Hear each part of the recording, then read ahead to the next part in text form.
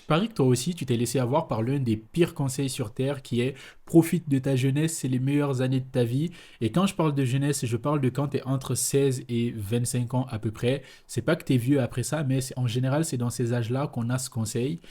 Et on se pose jamais la question à cet âge-là de les adultes qui nous donnent ces conseils-là sont toujours des gens avec qui je voudrais jamais échanger ma vie d'adulte avec. S'il y a déjà un conseil que je peux te donner avant même de parler des habitudes que j'aurais aimé intégrer plus tôt, c'est si tu vois quelqu'un qui est pas à l'endroit où tu veux être dans le futur, n'écoute pas ce qu'il te dit. Si tu l'écoutes, fais littéralement l'opposé de ce qu'il te dit de faire parce qu'il sait absolument pas de quoi il parle. Ça étant dit, je pense que quand on est plus jeune, on a un problème qui est qu'on pense qu'on a tout le monde devant nous, tout le temps devant nous, pour atteindre les objectifs qu'on veut atteindre. Quand on a des objectifs, ce que j'espère pour toi si tu regardes cette vidéo. Sauf qu'en réalité, c'est pas le cas. Et ça, c'est quelque chose de très très compliqué à réaliser quand on est jeune, justement. C'est qu'on n'a pas tant de temps que ça.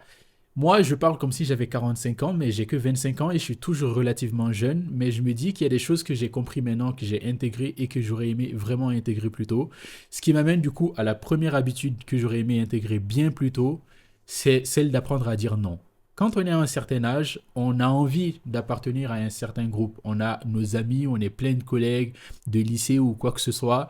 Il faut comprendre que 80% de ces gens-là vont finir à un endroit dans le futur qui absolument rien à voir avec toi. Et je sais que dire non, c'est quelque chose de très compliqué parce que en général, on n'aime pas dire non. On n'aime pas vexer les gens. Vexer, c'est un grand mot, mais c'est ça. Quand on dit non à des gens qu'on apprécie et à des gens avec qui on a toujours fait certaines choses, c'est quelque chose de très compliqué à faire.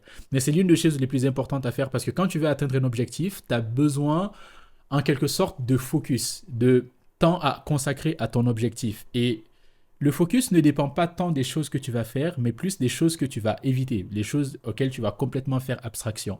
Et ça, comment tu peux le faire sans dire non à 80% des choses qui viennent devant toi et des choses qu'on va te proposer de faire qui ne te mèneront absolument pas à ton objectif. Donc, vraiment, apprendre à dire non, c'est quelque chose que j'ai commencé à faire il n'y a pas si longtemps que ça, mais ça a absolument tout changé pour moi. Oui, des gens vont arrêter de te demander des choses, des potes vont arrêter de te demander de sortir ou aller faire des choses qui te servent strictement à rien.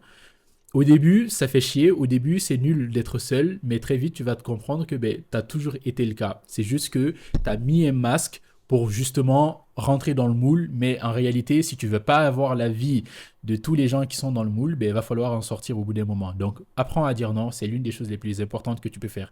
Et une deuxième chose, et une deuxième habitude que j'aurais aimé intégrer bien plus tôt, c'est celui de protéger mon cerveau. On est en 2025, ça n'a jamais été aussi facile d'être distrait. Et entre les réseaux sociaux, Instagram, TikTok et tout ce qui va avec, on a un cerveau qui est complètement cuit. Mais on a un cerveau, une génération, on a un cerveau qui est cuit. J'ai réalisé, il n'y a pas très longtemps, que j'étais incapable de me concentrer sur quelque chose de compliqué pendant plus de 5 minutes.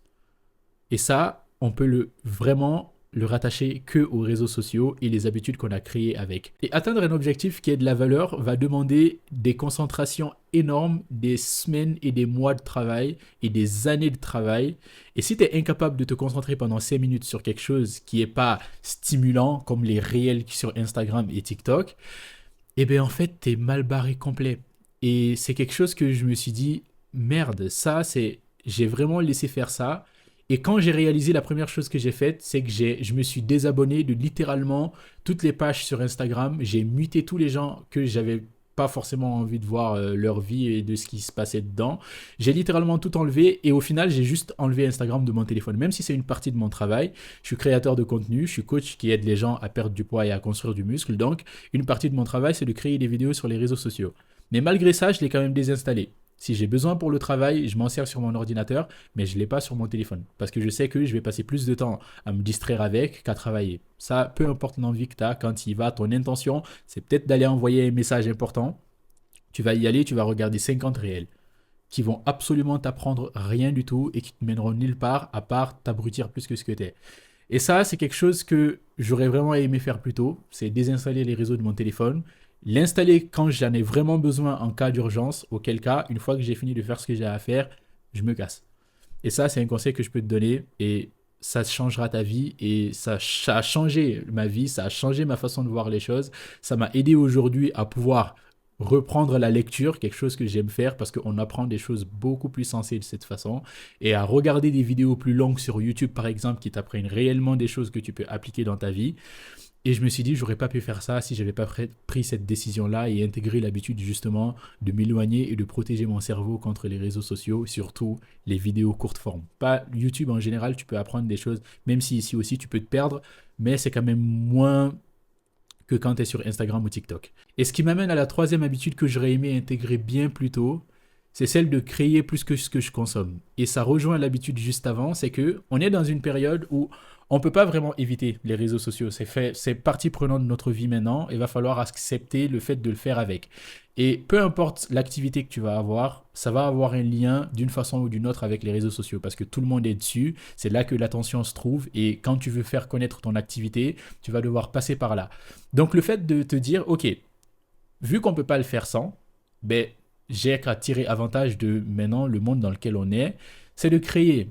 Et j'ai commencé à créer des vidéos sur les réseaux il y a maintenant un bon moment. Si j'ai bonne mémoire, je ne saurais pas te dire exactement combien d'années ça fait que je crée des vidéos, mais probablement 3 à 4 ans. Si tu scrolles sur même cette page YouTube, j'ai commencé YouTube il y a 3 ans à peu près. J'ai arrêté évidemment parce que j'avais absolument pas la discipline nécessaire pour faire ça.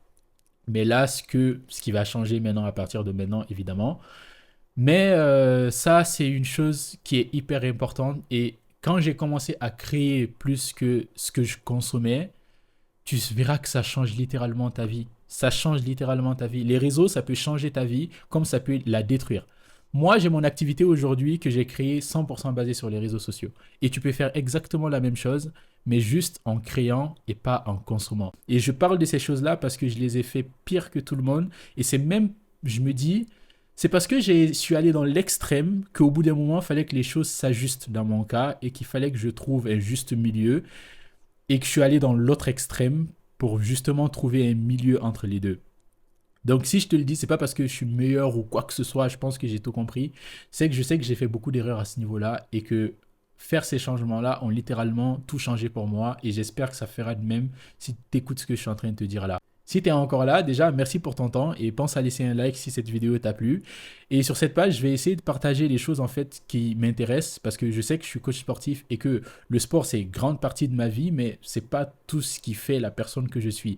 Donc je suis quelqu'un qui est vachement intéressé par tout ce qui est habitude, tout ce qui est psychologie derrière les choses et tout ce qui est entrepreneuriat aussi et le développement personnel, c'est littéralement des choses que j'ai fait depuis maintenant des années et que j'ai envie de partager sur cette page.